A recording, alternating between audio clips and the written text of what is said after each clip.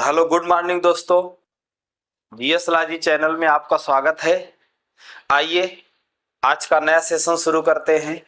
प्रतिशत के अगले सेशन के आगे की ओर बढ़ते हैं और कुछ अलग टाइप के सवाल देखते हैं।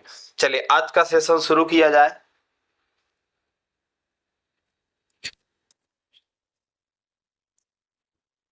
एक अंतराल के दौरान 130 छात्र केक और कोक खरीदने कैंटीन गए।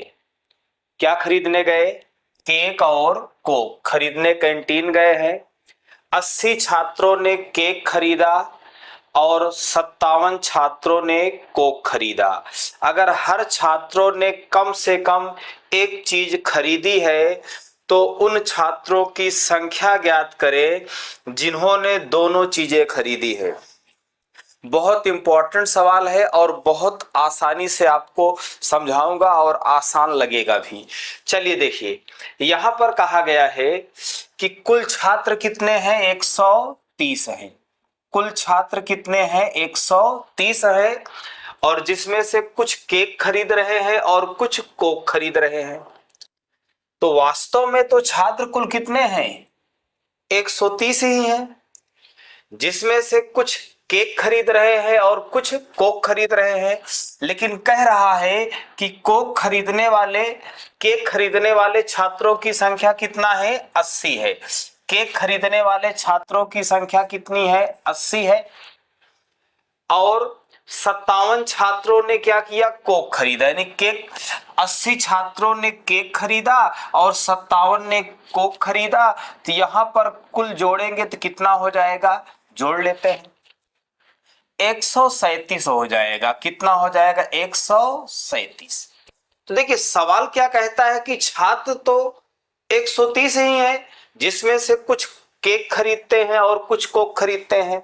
लेकिन यहां पर हमने देखा 80 छात्र केक खरीदते थे और 57 छात्र कोक खरीदते थे। अगर इनको जोड़ा गया तो 137 हो गया। तो यहां पर कितना ज्यादा हो गया है? यानी कि 7 ज्यादा हो गया है। तो जितना ज्यादा हो जाता है इसका मतलब उतने लोग ऐसे हैं जो दोनों चीजें खरीदे हैं और उनको दोनों में काउंट कर लिया गया है, इसी वजह से ज्यादा हो गया है।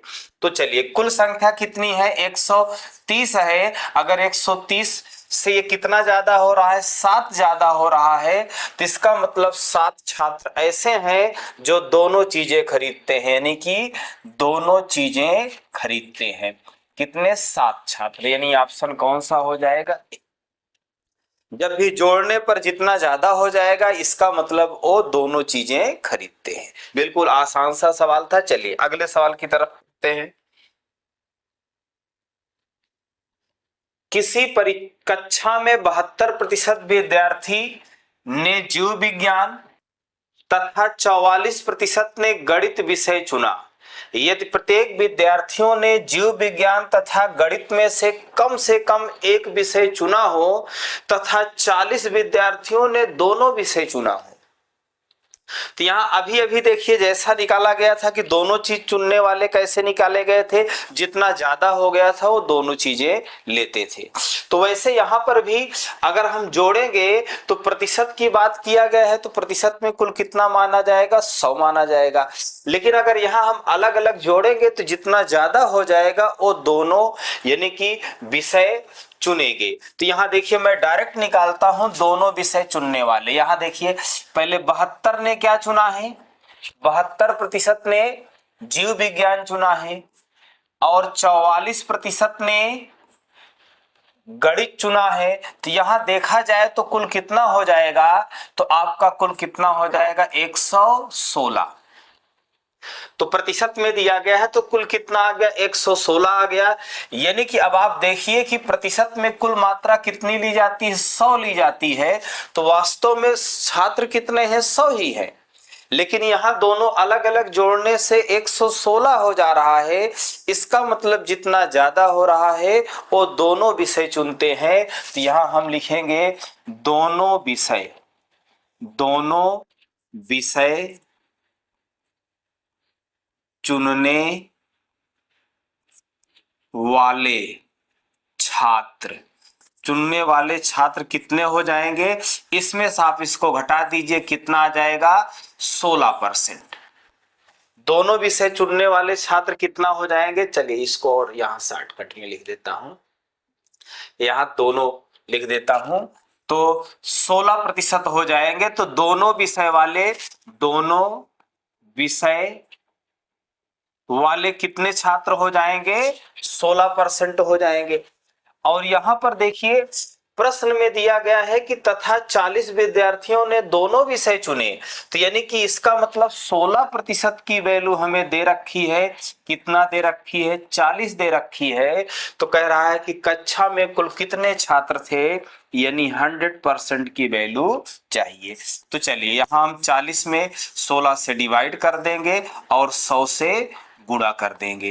हल कर देते हैं, 8 5 40 और 8 दूना 16, 2 से डिवाइड करेंगे 50 आ जाएगा और गुणा करेंगे कितना आ जाएगा 250, यानी ऑप्शन आपका कौन सा सही हो जाएगा, सी पर।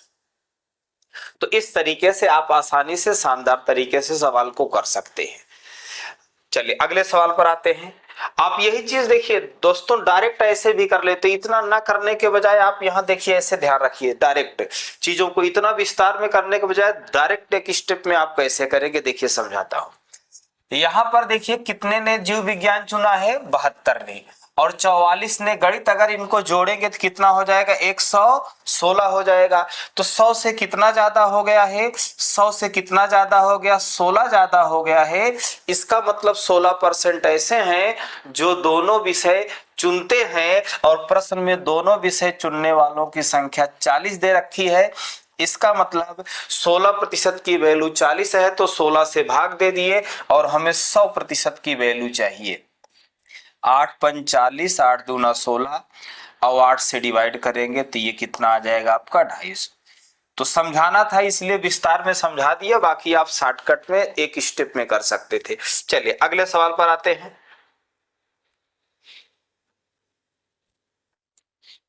एक परीक्षा में 80% छात्र गणित में उत्तीर्ण हुए, यानी कि और 70% रसायन विज्ञान में उत्तीर्ण हुए, जबकि 15% छात्र दोनों विषयों में अनुत्तीर्ण हुए।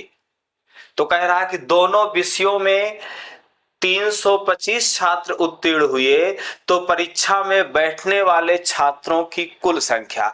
अब देखिए यहां पर अगर हम कुल छात्र मानेंगे तो कुल कितना प्रतिशत में लिया जाता, 100%।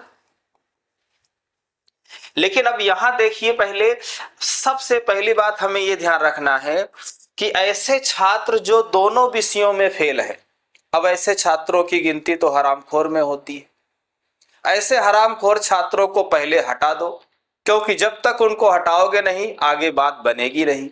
तो जितने परसेंट दोनों विषयों में फेल है, मतलब बिल्कुल भी फेल है, ऐसे हरामखोर छात्रों को पहले हटा दो। तो यहाँ पे पास होने वाले कितने हो जाएंगे, तो कितने हरामखोर छात्र हैं, तो 15% है जो दोनों विषय में फेल है, तो उनको हमने क्या किया, हटा दिया। तो पास होने वाले कितने परसेंट बचे, 85% बचे।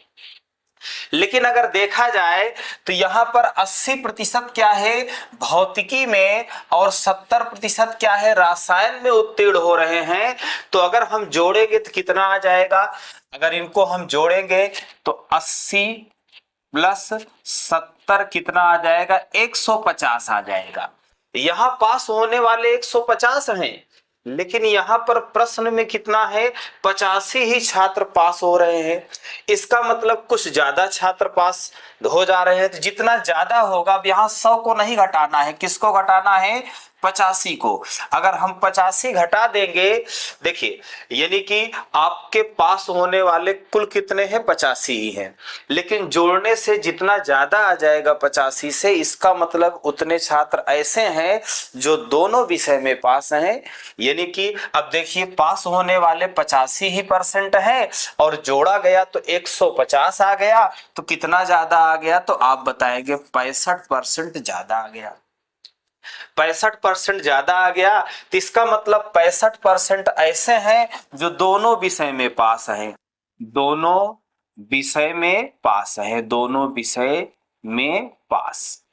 तो दोनों विषय में पास होने वाले कितना है 65% है। और प्रश्न में दिया है दोनों विषय में पास होने वाले कितने हैं 325 है। तो 325 किसकी वैल्यू है 65% की भाग दे दिया। और आपसे पूछा है परीक्षा में बैठने वाले छात्रों की कुल संख्या बताना है, यानी 100% की वैल्यू। चलिए डिवाइड कर देते हैं। 5 छंग 30, 5 25, 5 से काटेंगे 13 आ जाएगा, 13 पचे 65, यानी कितना आ गया 500 आ गया। यानी कुल कितने छात्र थे 500 छात्र थे। डायरेक्ट हम भी डिवाइड करते तो 5 बार में कट जाता। चलिए अगले सवाल की तरफ बढ़ते हैं। किसी कक्षा में इंग्लिश में 70% और गणित में 80% विद्यार्थी पास होते हैं और 10% दोनों विषय में फेल होते हैं, तो फिर से वही काम करना है। तो वैसे तो कुल छात्र कितने हैं 100% हैं, कुल 100% हैं, प्रतिशत में 100 लिया ही जाता है। लेकिन कह रहा है कि पास वाले हमें लेने हैं, तो जो दोनों में फेल है पहले उनको हटा दो। तो यहां पर 100 में से 10% आप माइनस कर दीजिए, तो पास होने वाले कितने आ जाएंगे 90। 10% छात्र क्या है दोनों में फेल है, उनको हटा दिया गया। अब आपसे पूछा है कि दोनों में पा दिया है कि दोनों में 144 विद्यार्थी पास होते हैं। तो देखिए पहले तो आप जोड़िए पास होने वाले कितना है, तो 70 किस में है गणित में है, प्लस 80 किस में है, नहीं 70 किस में है इंग्लिश में, और 80 किस में है गणित में है। अगर इनको जोड़ेंगे तो कितना आ जाएगा 150 आ जाएगा। यानी कि वास्तव में तो पास होने वाले 90 ही हैं, लेकिन यहां जोड़ने से 150 आ जा रहा है। तो देखिए 90 से कितना ज्यादा आ जा रहा है, तो आप कहेंगे 60% ज्यादा आ जा रहा है। तो जितना ज्यादा आ रहा है इसका मतलब वो दोनों विषय में पास हैं। तो यहां पर देखिए दोनों विषय में पास, तो दोनों विषय में पास कितना प्रतिशत आ गए 60% आ गए। और प्रश्न में दिया गया है कि दोनों विषय में पास होने वाले कितने हैं 144। इसका मतलब 60% की वैल्यू 144 है, तो 60 से भाग दे दिया। और हमें कुल चाहिए, हमें क्या चाहिए कुल चाहिए, तो 100% की वैल्यू निकाल लेंगे। 12 पंचे 60 हो जाएगा, 12 बरहम में 144, 5 से काटेंगे 2 आ जाएगा, यानी कितना आ जाएगा 240। यानी कुल छात्र कितने थे 240 थे, यानी ऑप्शन सी सही हो जाएगा। आइए ऐसे और आगे बढ़ते हैं।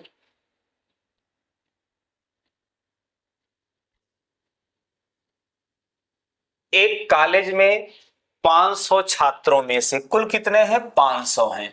500 में से 350 क्रिकेट खेलते हैं, 125 कबड्डी खेलते हैं, 75 ना तो क्रिकेट खेलते हैं और ना ही कबड्डी खेलते हैं। तो कह रहा कबड्डी और क्रिकेट दोनों खेलने वाले, ये भी उसी तरीके का सवाल है। अब देखिए यहां पर कुल संख्या कितनी है, तो कुल संख्या कितनी है 500 है। कह रहा है कि खेलने वाले कितने हैं पता लगाना है, क्या खेलने वाले, खेलने वाले।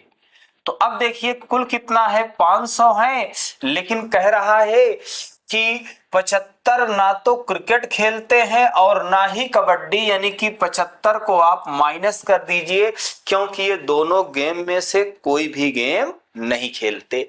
तो जब इसको आप घटा देंगे कितना आ जाएगा 425। तो 425 ऐसे हो जाएंगे जो खेलते हैं। लेकिन अगर प्रश्न में देखा जाए तो क्रिकेट खेलने वाले कितने हैं 350 और कबड्डी खेलने वाले हैं 125। अगर इन सब को जोड़ेंगे तो आपका कितना आ जाएगा 475 आ जाएगा। कितना आ जाएगा 475 आ जाएगा। तो खेलने वाले यहां कितना आ गए हैं 475, लेकिन वास्तव में कितने हैं 425 है। इसका मतलब 425 से कितना ज्यादा आ गया 50 ज्यादा आ गया। तो 50 लोग ऐसे होंगे जो दोनों यानी गेम खेलेंगे, कबड्डी और क्रिकेट दोनों खेलेंगे, तो यानी कि दोनों खेलने वाले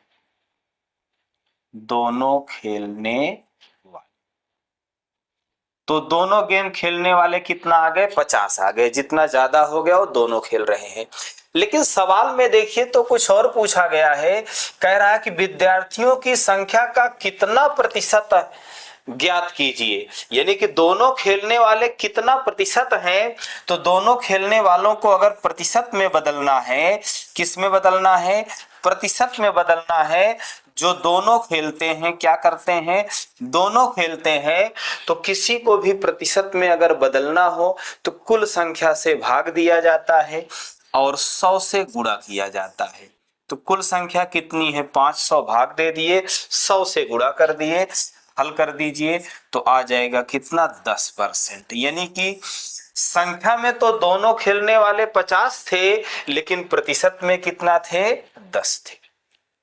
आइए और आगे बढ़ते हैं।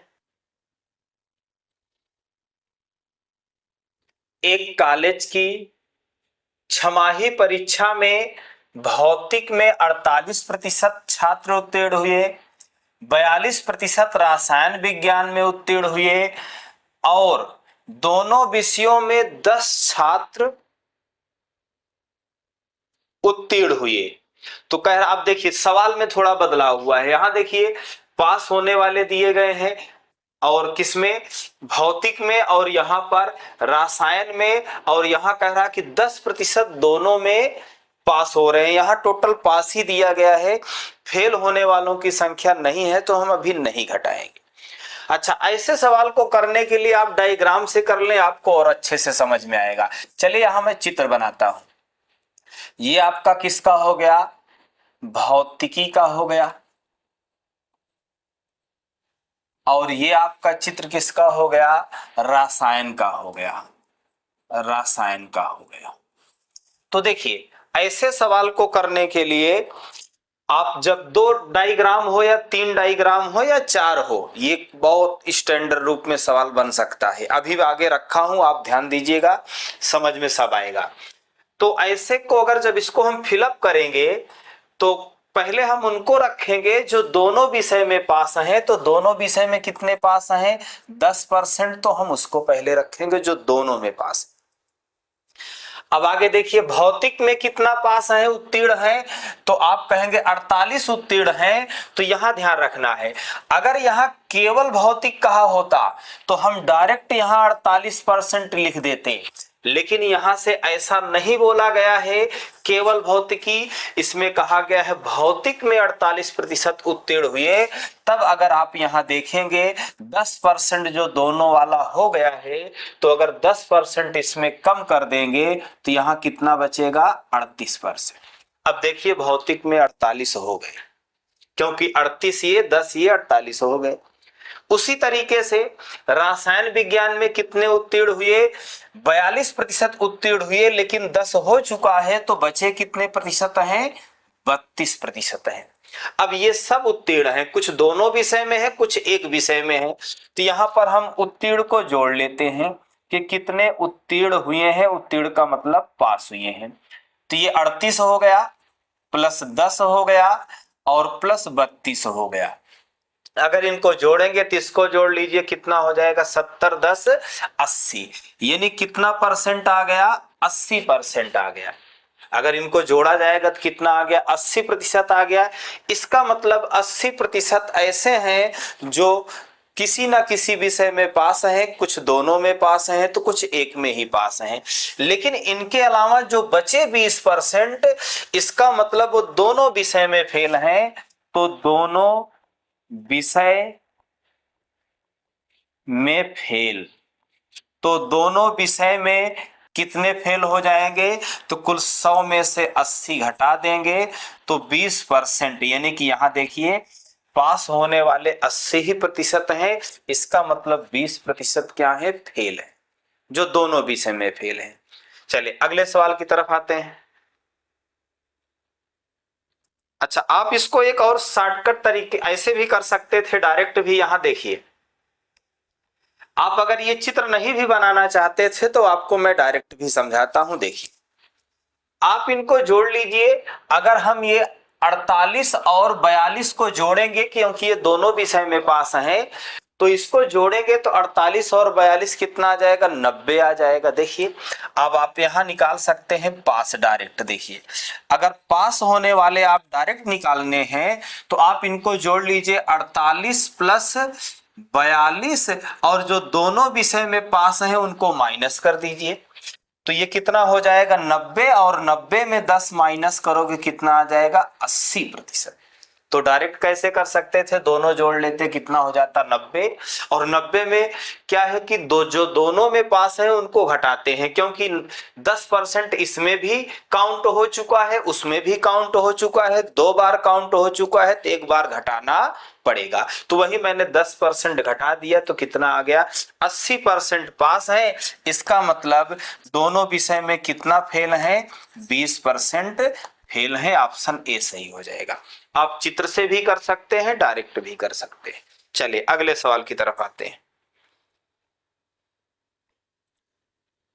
40% लोग समाचार पत्र यक्स पढ़ते हैं, 50% लोग वाई पढ़ते हैं, और 10% दोनों पढ़ते हैं। तो कितने प्रतिशत दोनों में से कोई भी समाचार पत्र नहीं पढ़ते। तो अभी अभी देखिए मैंने आपको डायरेक्ट समझाया था, तो डायरेक्ट देख लीजिए। देखिए अभी ये जोड़ लीजिए, कितना है 40% और 50%, तो कितना हो जाएगा 90%। और दोनों वाले देखो ये क्या है, दोनों में कितना है 10%। इसका मतलब 10% इसमें भी काउंट हो चुका है, उसमें भी 2 बार काउंट हो चुका है, तो एक बार हम क्या करेंगे, घटा देंगे। तो यानी कि 90% में अगर 10% घटाएंगे तो कितना आएगा, 80% पढ़ रहे हैं। इसका मतलब 20% ऐसे हैं जो दोनों में से कोई भी नहीं पढ़ते। देखिए कुछ करना भी नहीं पड़ा, सवाल डायरेक्ट ही हो गया। बाकी फिर भी आप देखते हैं चित्र से, तो मैं समझाता हूं। देखिए कह रहा है कि समाचार पत्र यक्स और वाई। तो पहले हम दोनों लिखेंगे। दोनों वाले कितना है 10%, और यक्स वाले कितना है 40, तो 10 हो गए हैं, तो बचे हैं कितना, 30% बचे हैं। वाई वाले कितना है 50%, 10 हो चुके हैं, तो बचे हैं कितना, 40%। तो यहाँ कुछ ना कुछ पढ़ने वाले, क्या है, पढ़ने वाले, पढ़ने वाले। तो यहां जोड़ लीजिए इनको, तो कितना हो जाएगा, 30 प्लस 10 प्लस 40 जोड़ लेंगे तो कितना हो जाएगा, 80%। 80% कुछ ना कुछ पढ़ते हैं, कुछ दोनों तो कुछ एक ही। लेकिन अब जो 20% पढ़े जो दोनों में से कुछ भी नहीं पढ़ेंगे, तो यहां दोनों में से कुछ नहीं पढ़ते, तो कितना हो जाएगा, 80% है, तो कितना हो जाएगा, 20% दोनों में से कुछ भी नहीं पढ़ते। यानी ऑप्शन कौन सा हो जाएगा, सी। आप डायरेक्ट कर लें और अच्छा है आपके लिए। अगले सवाल पर आते हैं। ये भी उसी तरीके का सवाल है। आप देखिए कितना बढ़िया सवाल है। आप डायरेक्ट पहले करने की कोशिश करें। देखिए कह रहा है कि 55% विद्यार्थी अंग्रेजी में, 35% गणित में उत्तीर्ण हुए यानी पास हुए, और 20% दोनों विषय में पास हुए। तो अभी जैसे आपको बताया गया कि अगर हम 55 और 35 जोड़ेंगे तो कितना आ जाएगा, 90 आ जाएगा। कितना परसेंट आ जाएगा, 90% आ जाएगा। लेकिन 90% में 20% घटाना पड़ेगा, क्योंकि 20% दोनों में शामिल है, दोनों में काउंट हो चुके हैं। तो एक बार घटाना पड़ेगा। तो जब 90 में से 20 घटाएंगे तो कितना आएगा, 70% आएगा। इसका मतलब 70% ऐसे हैं जो कुछ ना कुछ यानी कि एक ना एक विषय में पास है, यानी कि कोई एक में पास है तो कोई दो में। लेकिन जो 70 के अलावा 30% बचे हुए हैं वो क्या है कि दोनों में फेल हैं। और यहाँ पर देखिए तो दोनों में फेल होने वालों की वैल्यू यानी कि देखिए कितना 30% की वैल्यू कितना दे रखी है, 1200 तो हम 30 से भाग दे दिए और हमसे 100% की वैल्यू पूछा है, गुणा कर दिए, तो कितना आ जाएगा, 4000 आ जाएगा। देखिए ज्यादा हमें कुछ करना नहीं, डायरेक्ट ही कर सकते हैं सवाल को। लेकिन अब देखिए अगर हल करना है तो आपको मैं समझा रहा हूं। देखिए यहां पर अब इसको चित्र अगर बनाएंगे आप, ठीक, तो यहां पर देखिए अंग्रेजी हो गया, बस इतना काफी है, और यहां पर गणित हो गया। तो दोनों में कितना है, 20%। तो 55% क्या है अंग्रेजी में, 20 कम कर दो कितना बचे, 35%। और गणित में कितना है 35, तो 20 कम कर दो कितना बचे, 55%। तो पास होने वाले, यानी कि पास होने वाले कितने होंगे, पास होने वाले, तो जोड़ लेते हैं इनको।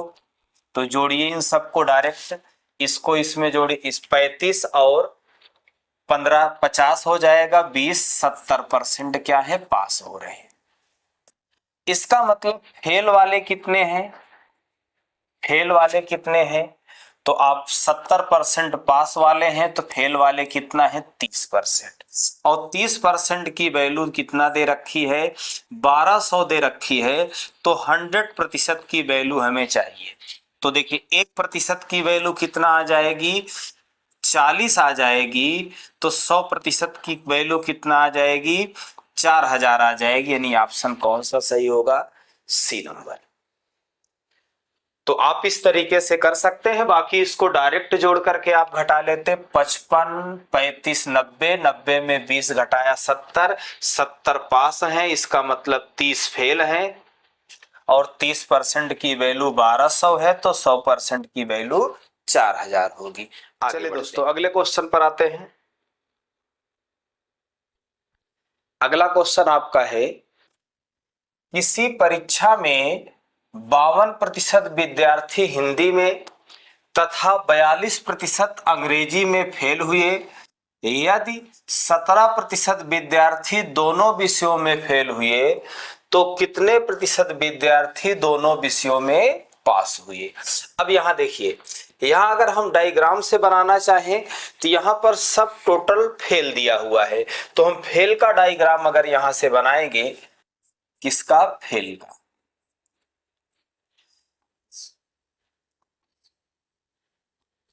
अब देखिए आपका हिंदी में और अंग्रेजी में, तो हिंदी में कितना प्रतिशत फेल है, 52%, और अंग्रेजी में कितना, 42%।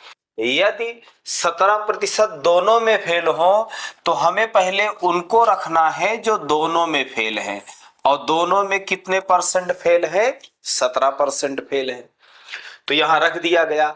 अब देखिए तो हिंदी में कितना परसेंट दिया गया है, फेल है 52%, और जिसमें से 17% हो चुका है, तो बचा है कितना परसेंट, 35%। कितना बचा है, 35%। और इसी तरीके से अंग्रेजी में कितना परसेंट फेल है, 42%। जब 17% हो चुका है तो बचा है कितना, 25%। अब चलिए देखिए, यहां मैं कुल फेल की संख्या निकालता हूं। कुल फेल, कुल फेल, कुल कितने परसेंट फेल है, तो इनको जोड़ लीजिए, 35 प्लस 17 प्लस 25, यानी कि आप जोड़ेंगे इनको तो कितना हो जाएगा, ये खुद ही आपका, इसको जोड़िए 60 हो गया, 70 10 77% क्या है, फेल है। और जब 77% फेल है, तो कितने प्रतिशत पास होंगे, 100 से घटा देंगे 77, यानी कि आपके 23% क्या हो जाएंगे, पास हो जाएंगे। और ये दोनों विषय में पास है, क्योंकि यहाँ जो फेल है, कोई 2 विषय में फेल है तो कोई 1 विषय में, लेकिन उसके अलावा जो बचेंगे वो दोनों विषय में पास होंगे। यानी ऑप्शन आपका कौन सा होगा, सी नंबर। इसको भी आप डायरेक्ट यहां से कर सकते थे। देखिए कैसे, जैसे पिछला सवाल आप किए हैं उसी तरीके से। अगर यहां देखें 52% फेल है और यहां कितना है, 42%, तो जोड़ेंगे तो कितना हो जाएगा, 94% आ जाएगा। लेकिन यहां देखिए कि 52 और 42 कितना 94% आ जाएगा। लेकिन यहाँ पर देखिए 17% दोनों विषय में फेल है, इसका मतलब ये 17% इसमें भी जुड़ा है और इसमें भी जुड़ा है, 2 बार हो गया है, तो एक बार माइनस करना पड़ेगा 17%, तो आपका बचेगा कितना 77%।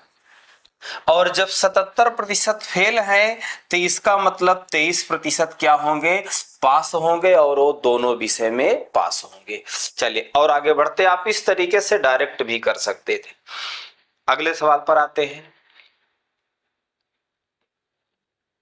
एक परीक्षा में 28% छात्र हिंदी में अनुत्तीर्ण हुए यानी फेल हुए, और 32% अंग्रेजी में फेल हुए, और 20% दोनों विषयों में फेल हुए, अनुत्तीर्ण हुए, तो दोनों विषयों में उत्तीर्ण होने वालों का प्रतिशत। तो पहले हम आपको डायरेक्ट समझाते हैं।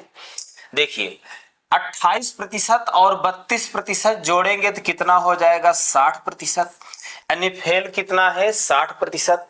लेकिन यहां देखिए 20% दोनों में फेल है, इसका मतलब 20% दोनों में काउंट हो चुका है, इसमें भी और इसमें भी, यानी 2 बार हो गया है, तो एक बार माइनस करना पड़ेगा 20%, तो कितना आ जाएगा 40%, यानी 40% फेल है, इसका मतलब 60% क्या है दोनों विषय में पास है। तो आप डायरेक्ट इस तरीके से कर सकते थे, जरूरी नहीं है कि आप डायग्राम बनाएं, और अगर बनाना चाहते हैं तो यहां बना के भी आप कर लीजिए।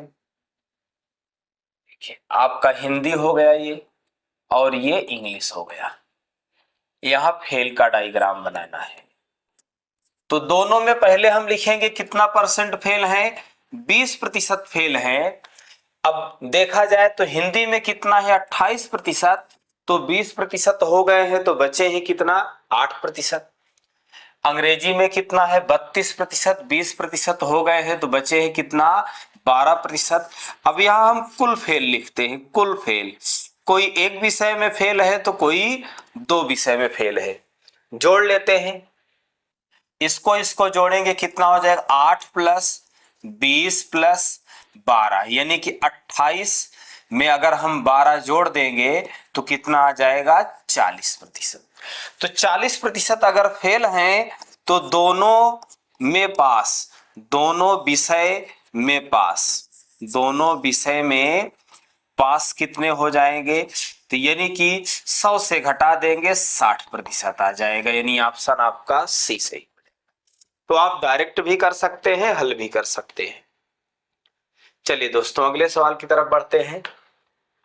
एक परीक्षा में 42% अभ्यर्थी गणित में, 52% अंग्रेजी में अनुत्तीर्ण हुए, और 17% दोनों विषय में अनुत्तीर्ण हुए।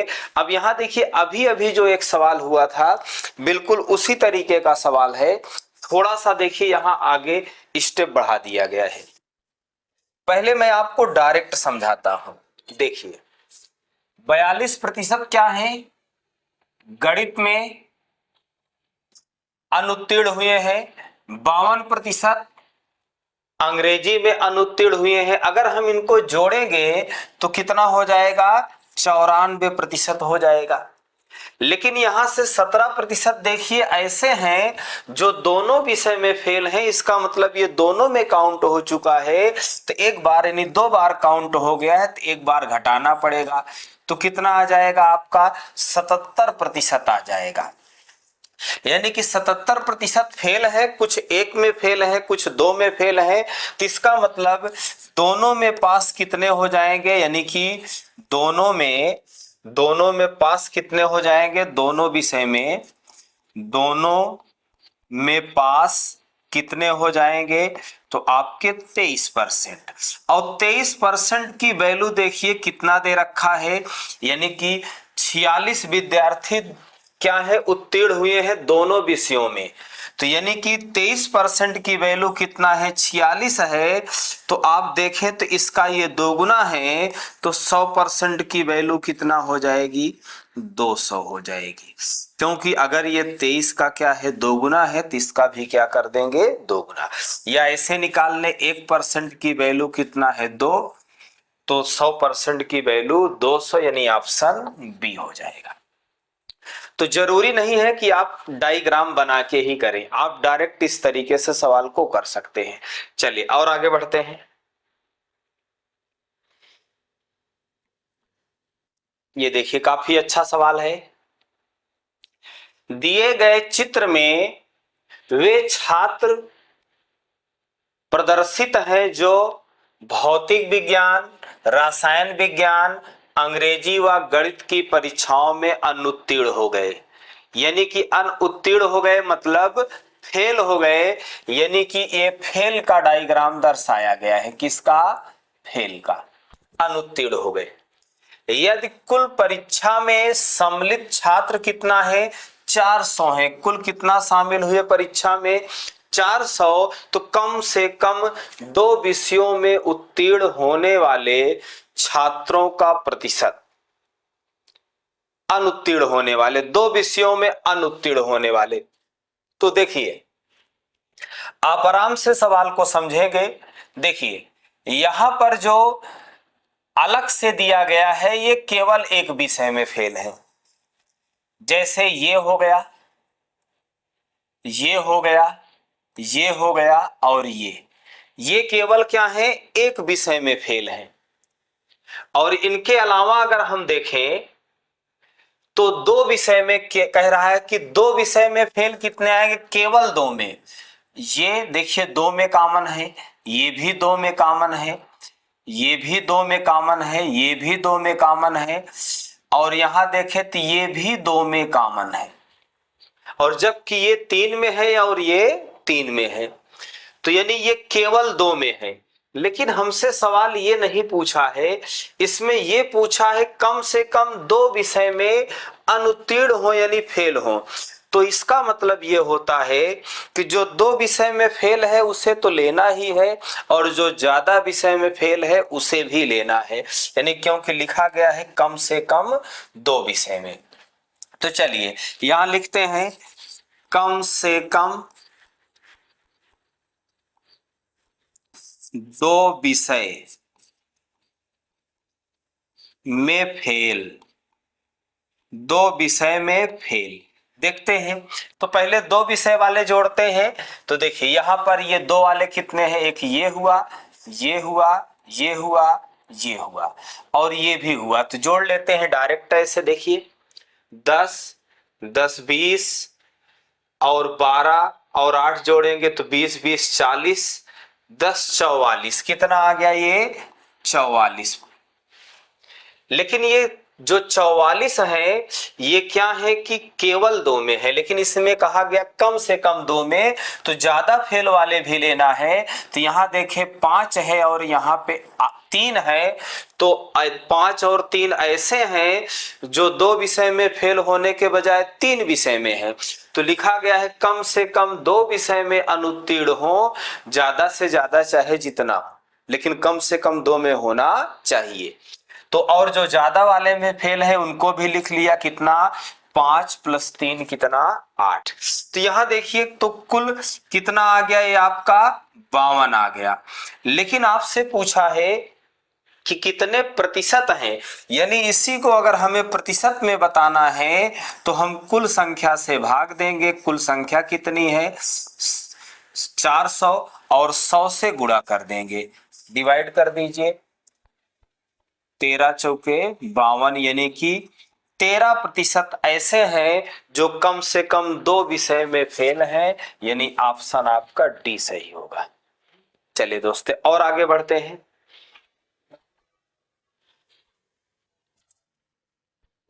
ये देखिए उससे भी जबरदस्त सवाल है, और देखिए सवाल आपका एनटीपीसी मेंस का सवाल है।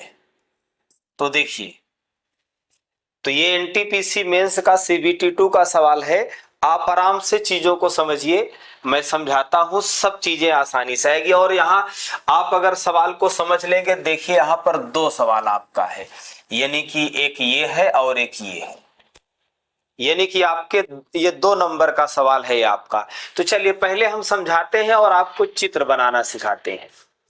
एक इमारत में 30% व्यक्ति केवल कॉफी पीते हैं।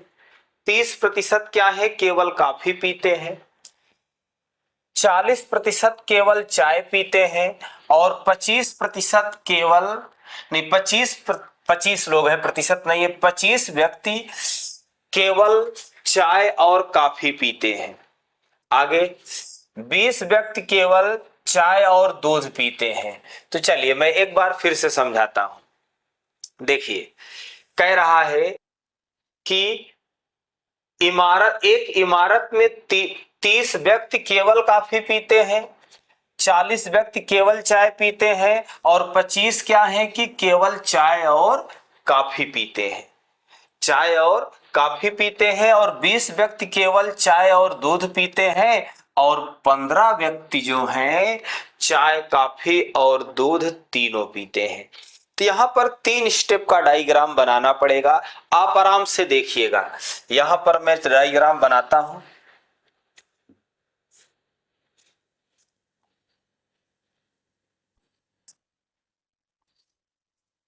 ये देखिए,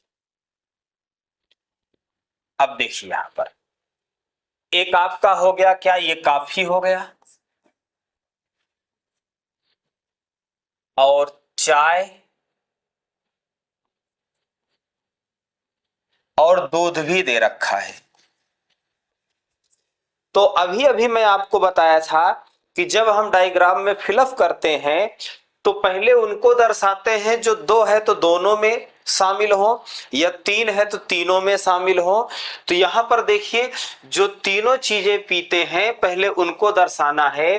तो 15 लोग ऐसे हैं जो चाय, कॉफी और दूध पीते हैं। तो यहां पर कितना हो जाएगा, 15। अब आगे बढ़ते हैं।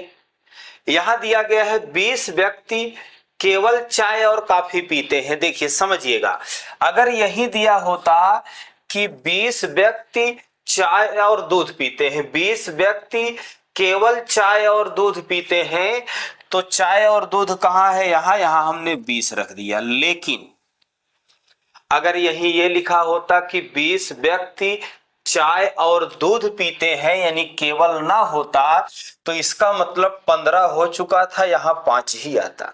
आप इस बात को पहले समझिए। पहली बात तो मेंस का सवाल है CBT 2 का, और काफी अच्छा सवाल है। देखिए, अगर कह रहा है 20 व्यक्ति केवल चाय और दूध पीते हैं, तो चाय और दूध में डायरेक्ट यहाँ 20 व्यक्ति को रख दिया। लेकिन अगर यही केवल ना होता, कहता 20 व्यक्ति चाय और दूध पीते हैं, तो इसका मतलब 15 हो गए हैं, तो यहाँ पे 5 ही रखना पड़ता। और आगे बढ़ते हैं। यहाँ पर देखिए 25 व्यक्ति केवल चाय और कॉफी वाले कितने हैं, 25 व्यक्ति हैं। यहाँ कितने आ गए, 25 व्यक्ति आ गए। ठीक, केवल कहा है तो डायरेक्ट रख दिए। अगर केवल ना कहा होता तो 15 छोड़ के रखते, 10 रखते।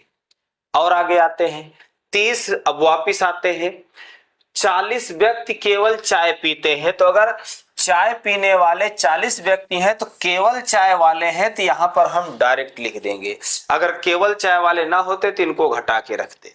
तो केवल चाय वाले कितने हैं, 40, और केवल कॉफी वाले कितने हैं, 30 हैं। केवल कॉफी वाले कितने हैं, 30 हैं। अब देखिए, यहां पर पूरा डायग्राम नहीं बना हुआ है, बस जितना चीजें दी गई हैं उसी हिसाब से कंप्लीट है। अभी कुल संख्या भी यहां नहीं है, यहां पर बस जितना दिया गया है उतना डायग्राम बन चुका है।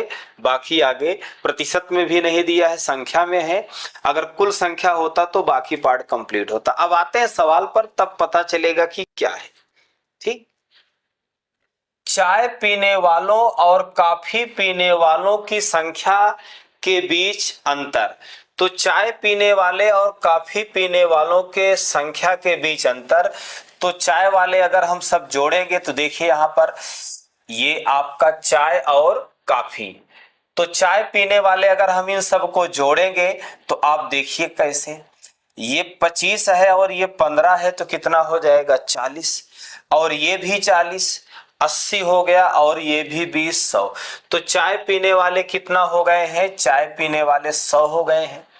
कॉफी पीने वाले यहां मैं लिख लेता हूं कितना हो गए हैं, 100 हो गए हैं। और कॉफी पीने वाले कितने हैं, 25 और 15 40 हो गया, और 30 कितना हो गया, 70 हो गया।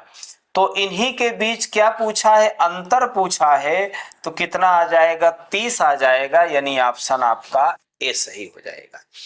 देखिए ऐसा सवाल अक्सर छात्र देख करके डर जाते हैं कि ये तो फिगर ही कंप्लीट नहीं हुआ, लेकिन एग्जामिनर जो सवाल बनाएगा उसी हिसाब से बनाएगा कि उतने फिगर में ही आप कर लें।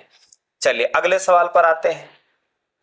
केवल कॉफी पीने वाले लोगों की संख्या, तो केवल कॉफी पीने वाले कितने हैं, 30 हैं। आगे क्या है की संख्या तीनों पे दूध, चाय और कॉफी पीने वाले लोगों की तुलना में है। तो देखिए कह रहा है कि केवल कॉफी पीने वाले कितने हैं, ठीक, ये केवल कॉफी वाले कितने हैं, केवल कॉफी, केवल कॉफी वाले कितने हैं,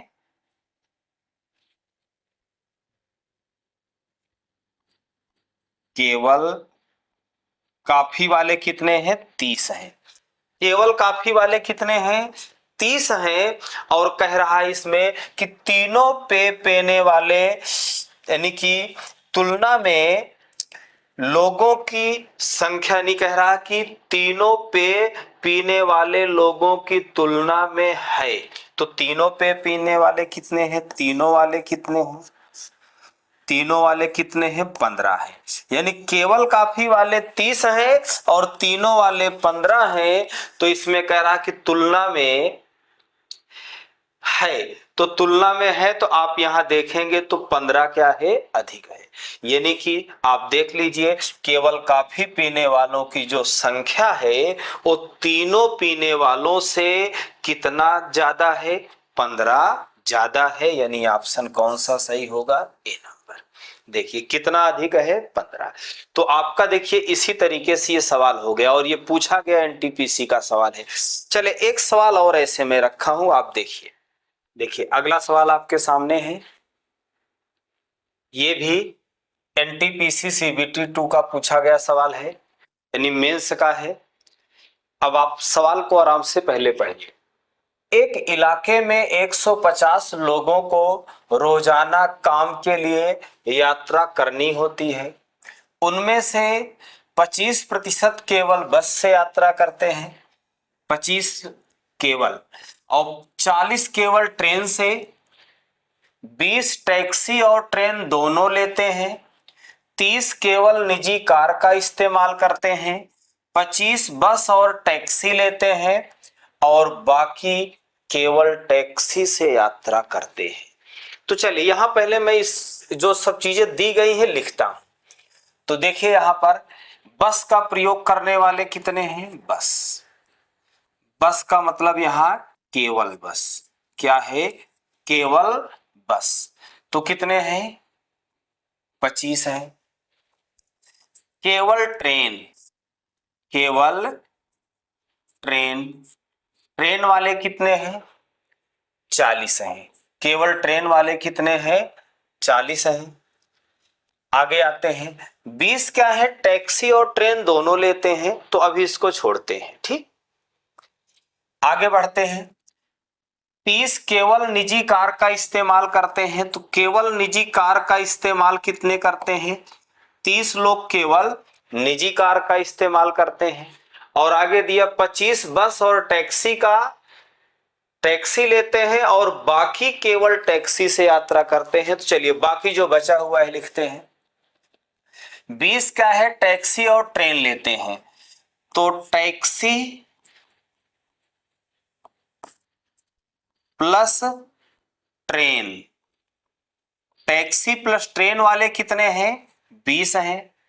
और यहां पर क्या है, 25 बस और टैक्सी, तो बस प्लस टैक्सी वाले कितने हैं, बस प्लस टैक्सी वाले कितने हैं, 25 हैं। अब इनके अलावा जो बचा हुआ है वो क्या है कि बाकी केवल टैक्सी से यात्रा करते हैं, तो बाकी जो बचा हुआ है वो क्या आएगा, टैक्सी, केवल टैक्सी। बाकी जो बचे हुए हैं, पहले देखते हैं कितने बचे हुए हैं। अब देखिए अगर ये 25 और 25 जोड़ेंगे तो 50 हो जाएगा, और ये भी 50 100 हो गया और ये 40 कितना हो गया 140। तो कुल कितने लोग थे 150 लोग थे, 140 हो गए तो बचे अभी कितना 10 और बचे हुए हैं। कितने बचे हैं 10 और बचे हुए हैं। अब चलिए सवाल पर आते हैं। बाकी सब चीजें मैंने नोट कर लिया है, अभी कोई सॉल्व नहीं किया कुछ भी, मैंने सवाल को सिर्फ नोट किया। अब देखिए सवाल कैसे होता है।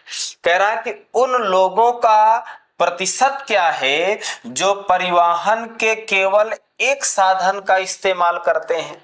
तो केवल एक साधन का इस्तेमाल करने वाले देखिए कहाँ है, यहाँ पर बस वाले कितने हैं 25, ट्रेन वाले कितने हैं 40, कार वाले कितने हैं 30 और टैक्सी वाले कितने हैं 10। तो केवल एक साधन का प्रयोग करने वालों को नोट करते हैं। केवल एक साधन यानी कि केवल एक साधन का जो प्रयोग कर रहे हैं, केवल एक साधन का प्रयोग कर रहे हैं कितने हैं, चलिए जोड़ता हूं। अब आप देखिए यानी कि केवल बस वाले कितने हैं 25 और ये कितना है, यानी कि 25 और ये 40 है, ये 30 है, ये कितना है 10। तो अगर हम जोड़ते चले तो 10 और 30 कितना हो गया 40, 40 80 और 80 में जब हम 25 जोड़ेंगे तो कितना हो जाएंगे 105। तो 105 ऐसे हैं जो केवल एक साधन का प्रयोग करते हैं। लेकिन पूछा गया है प्रतिशत में कितने हैं, तो बटे में कुल संख्या होगी और गुणे में क्या होगा 100। तो डिवाइड कर देते हैं, यहां पर 2 आएगा, इसको डिवाइड करते हैं 3 आएगा और 3 से इसको डिवाइड करेंगे 3 त्रिक 9 और 3 पचे 15।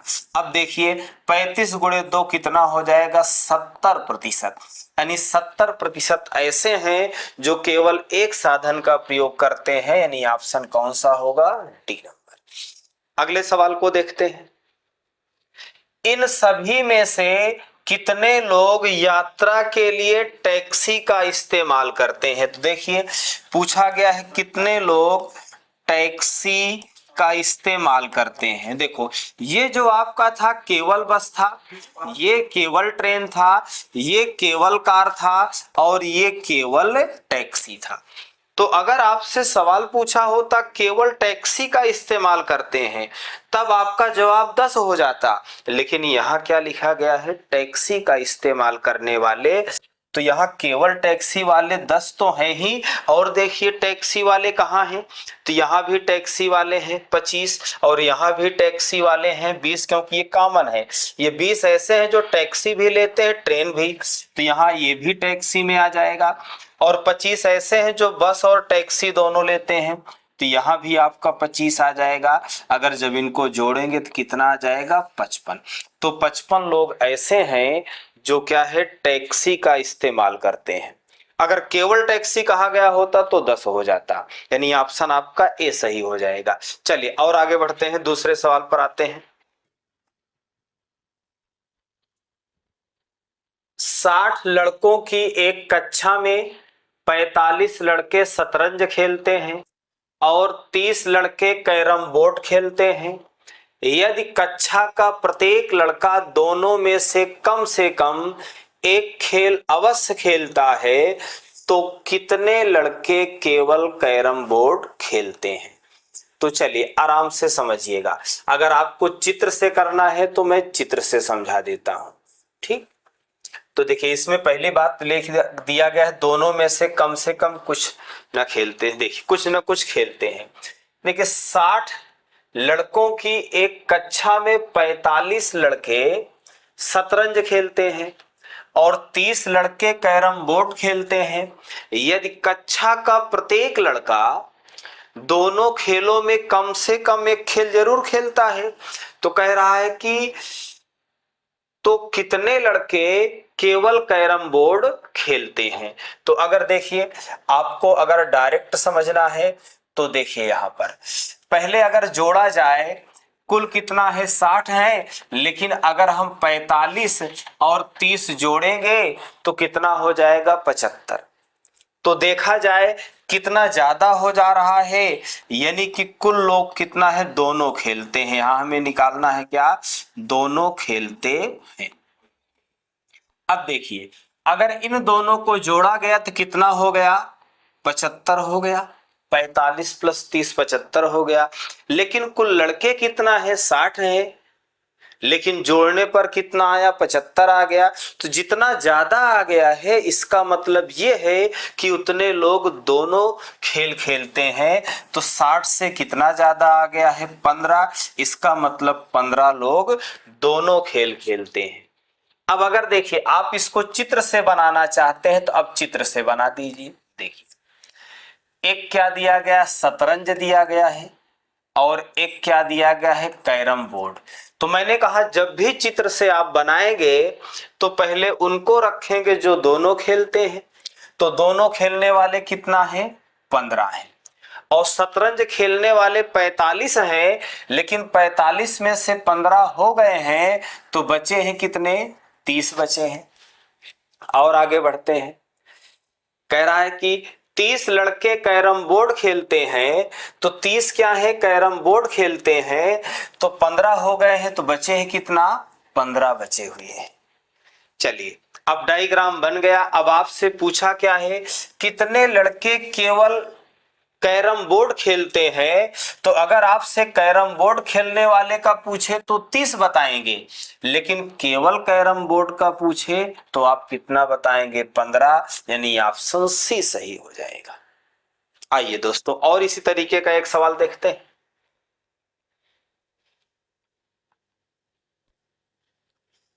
एक निर्वाचन में ABCDE 5 दल हैं। कितने दल हैं, 5 दल हैं।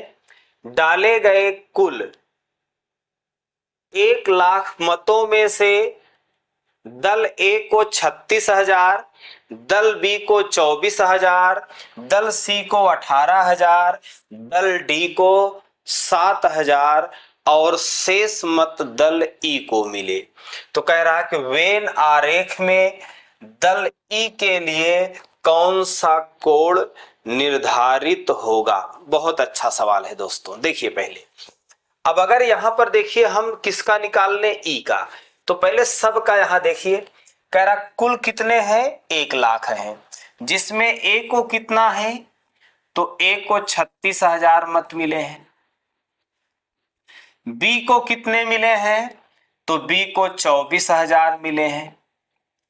और सी को कितने मिले हैं, तो सी को 18,000 मिले हैं। और डी को कितने मिले हैं, तो डी को 7,000 मिले हैं। चले इन सब को जोड़ते हैं, देखते हैं इन चारों को कुल कितना मत मिला हुआ है। तो चलिए अगर हम 36 में 24 जोड़ेंगे तो कितना हो जाएगा, 60 हो जाएगा। 60 में अगर इसका हम दो इसको दे दें तो 60 20 80 हो जाएगा। 80 5 85, यानी कि कितना हो गया, 85,000 हो गया। इन सब का A + B + C + D, यानी चारों मिला करके कितना पा गए हैं, 87,000 पाए हैं। और कुल मत कितना था, 1,00,000 था। तो जो बचा हुआ मत है वो कौन पाएगा, बाकी मत ई पाएगा। यानी ई कितना पाएगा, तो आप निकालेंगे तो 15,000 आ जाएगा। यानी ई कितना मत पा गया, 15,000 पा गया। अब आपको ध्यान देना है, यहां पूछा गया है कि वेन आरेख में दल ई के लिए कौन सा कोण निर्धारित करेगा। तो दल ई के लिए कौन सा कोण निर्धारित करेगा, तो आप देखिए यहां पर जब हम वेन डायग्राम बनाते हैं तो कुल जो होता है कितना होता है, 360 अंश होता है। तो जो कुल होता है कितना होता है, 360 होता है। और यहां कुल कितने मत हैं, 1,00,000 मत है। इसका मतलब ये हुआ कि जो 1,00,000 मत है कुल, यानी कुल कितना मत है, 1,00,000 मत है। ये कितने डिग्री को दर्शाएगा, 360 डिग्री को दर्शाएगा। लेकिन आपसे पूछा गया है कि ई दल, यानी कि दल ई कितने डिग्री को दर्शाएगा। तो दल ई का कितना है, 15,000 है। तो ये 15,000 कितने डिग्री को दर्शाएगा, तो यहां डिवाइड कर देते हैं। 360 बटे 1,00,000 गुणे 15,000, डिवाइड कर देते, 1 2 3 4 ऐसे ही कट गया। अब हम गुणा करके या डिवाइड कर देते, यहाँ 5 तिहाई 15, 5 दूना 10, 2 से काटेंगे 18 और 18 त्रिका 54 अंश। कितना आ जाएगा? 54 अंश। कितना? ऑप्शन कौन सा सही हो जाएगा? B number. तो आप इस तरीके से ये सवाल कर सकते थे, काफी अच्छा सवाल था। चलिए और आगे बढ़ते हैं दोस्तों।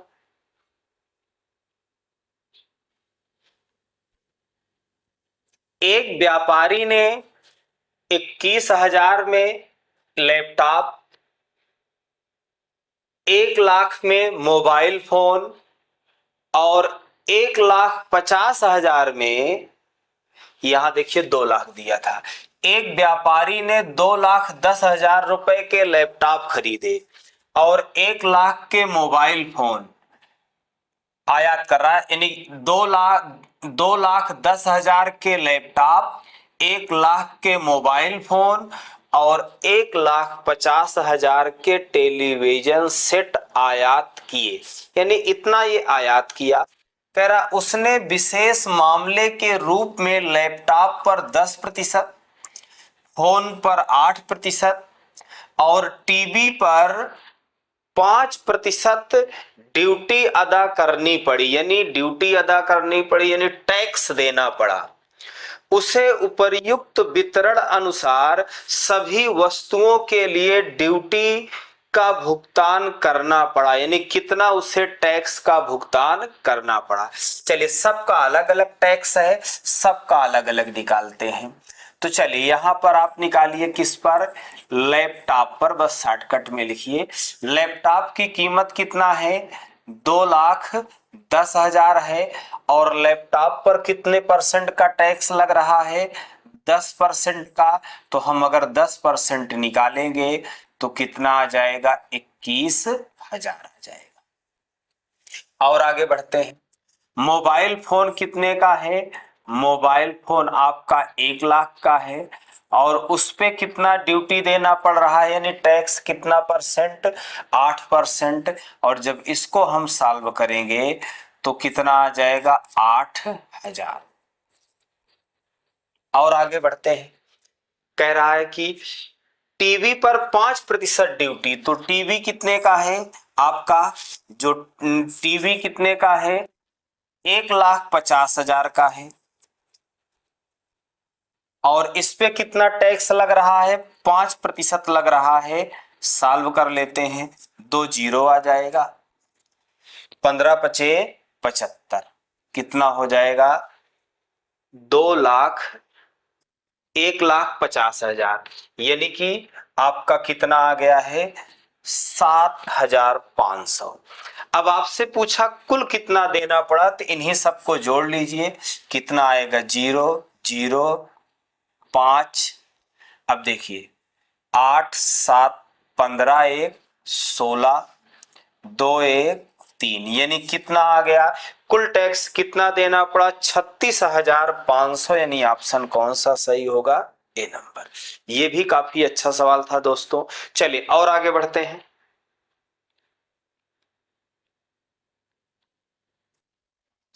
एक व्यक्ति अपनी 75% राशि पहली बाजी में, शेष 75% दूसरी बाजी में, शेष की 75% तीसरी बाजी में हार गया और केवल 2 रुपए अपने घर यानी लेकर केवल 2 रुपए लेकर अपने घर पहुंचा तो उसकी प्रारंभिक राशि होगी। काफी अच्छा सवाल है, देखिए इसको आसानी से यही मैं डायरेक्ट समझा देता हूं। मान लेते हैं कुल कितना थी? उसकी प्रारंभिक राशि x थी। उसने क्या किया? 75% पहली बाजी में हार गया तो बचा कितना? 25% बचा, यानी 25/100। दो शेष राशि का शेष लगा हुआ है तो ऐसे ही करना है। शेष राशि का 75% दूसरी बाजी में हार गया तो बचा कितना? 25%, यानी 25/100। और कह रहा शेष राशि का 75% तीसरी बाजी में हार गया तो अब कितना बचा? 25/100, क्योंकि फिर 75% हारा तो 25/100। और अंत में कह रहा है कितना रुपए लेकर घर लौटा, 2 रुपए। यानी अब अंत में कितनी राशि लेकर लौटा घर, 2 रुपए। सॉल्व कर देते हैं। ये कितना आ जाएगा 4, ये भी कितना 4, और ये भी कितना 4। अगर इन तीनों 4 4 का गुणा करेंगे 64 आएगा, और 64 में 2 का गुणा करेंगे तो 128 हो जाएगा।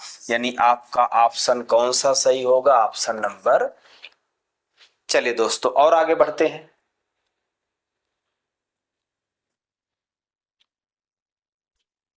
किसी सेना के 10% जवान युद्ध में शहीद हुए, शेष के 10% जवान रोगग्रस्त होकर मर गए, और शेष में से 10% को आसक्त घोषित कर दिया गया।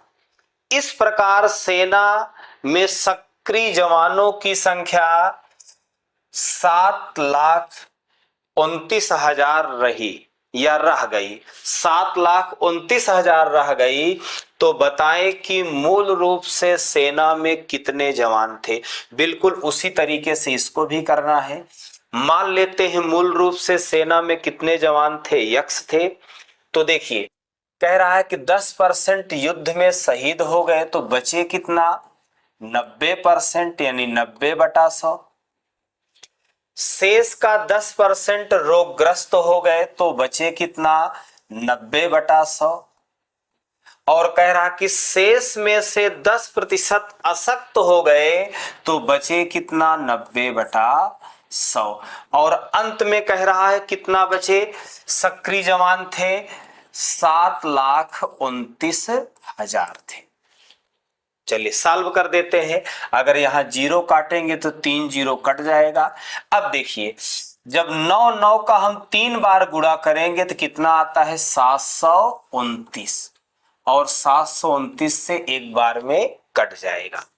अब आप देखिए यहाँ 1000 है, 1000 में और 1000 से गुणा करेंगे तो कितना हो जाएगा 10 लाख हो जाएगा। कितना हो जाएगा 10 लाख। यानी आपका ऑप्शन कौन सा सही होगा, बी नंबर।